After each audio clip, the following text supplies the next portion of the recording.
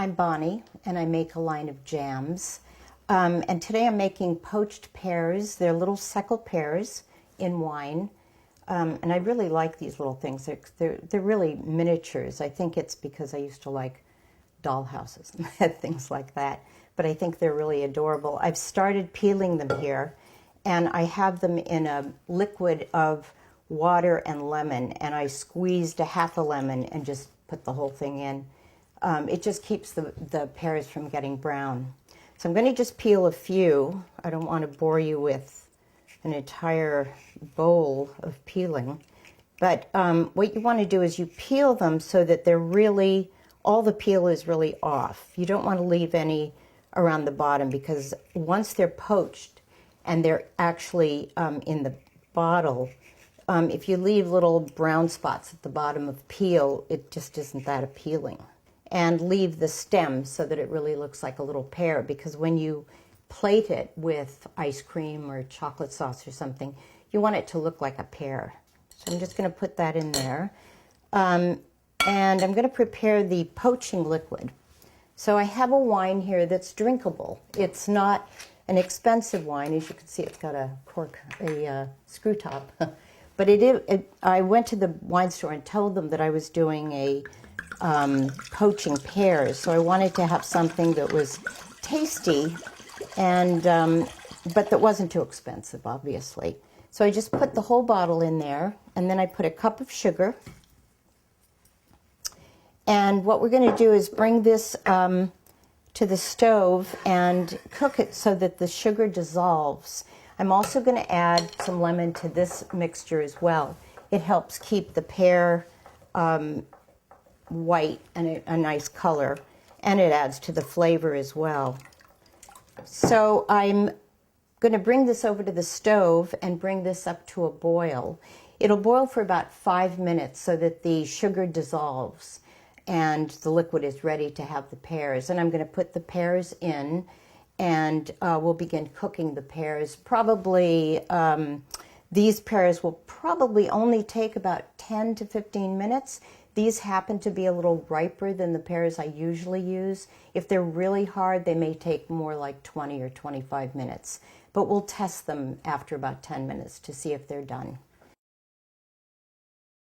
I've got the pears cooking over here. I'm going to test them by just taking a knife and piercing the bottom of one of the pears to see if it is soft, not too soft, but all the way through. And these are ready, so I'm going to begin putting them into the jar.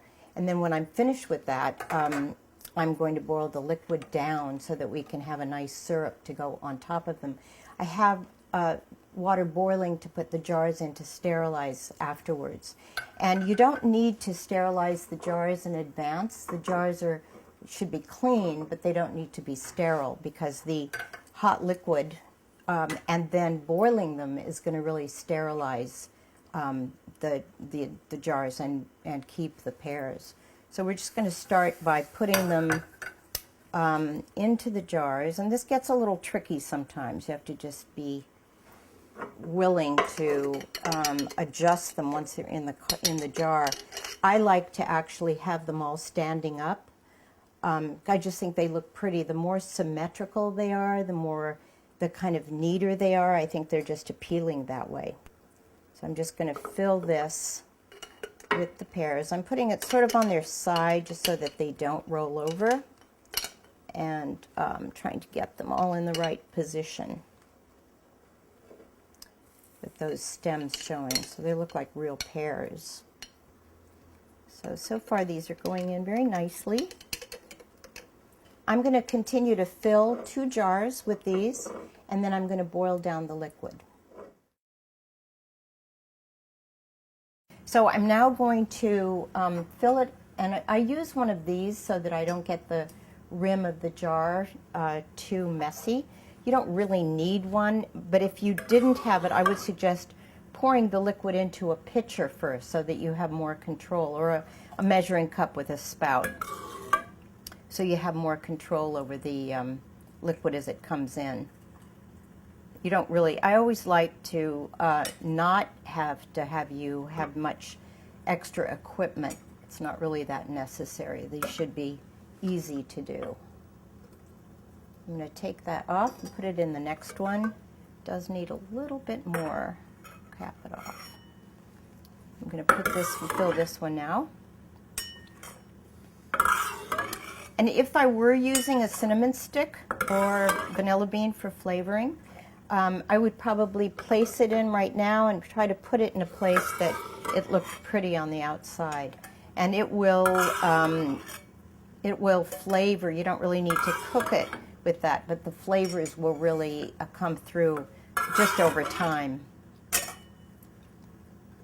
Okay, now the only thing, you don't need to sterilize the jars. You do need to make sure that the lids are clean. The top of the jars have to be very nicely cleaned because you want there to be a good seal.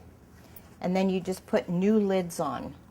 And if you get your jars at a hardware store, they actually sell the lids separately so that you can reuse the jars and have new lids. So I'm going to put those on both the jars. And then I'm going to put them into the boiling water. And they'll boil for 10 minutes. So now they're out of the canner, out of the pot. They're all cooled and they're ready to decorate if you want to put something interesting on them. I like to put a little label on them. And I made these this morning on my computer. I used a laser printer so that the ink doesn't run. But I just made these up, and you can just put anything on it. My commercial labels come with adhesive, but clearly these are something you have to kind of do by yourself. So I'm just going to put a little spray adhesive on the back, and then put it on the jar. You just have to make sure that it's lined up perfectly, because if it's crooked, it just doesn't look like the same thing at all. So there you go. So I think that looks really pretty. Just to make it a little giftier, I'm going to put a ribbon on it. And I have my card. This is actually my business card that I just put a little hole in it. But you can get a commercial card. You can make something yourself. I'm just going to put this with a little ribbon. Have the green showing.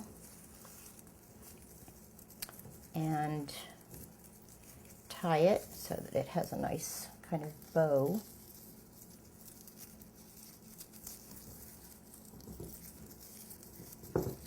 Actually, I'm not big on bows, so what I'm going to do is just cut it so that it's more of a just kind of stringy looking thing. I think that looks sort of nice. So there it is. It's just a nice gift. Move it aside so you can see the label. To give as a gift. You can actually put it on your counter and have it just look beautiful all year long. It lasts for about a year.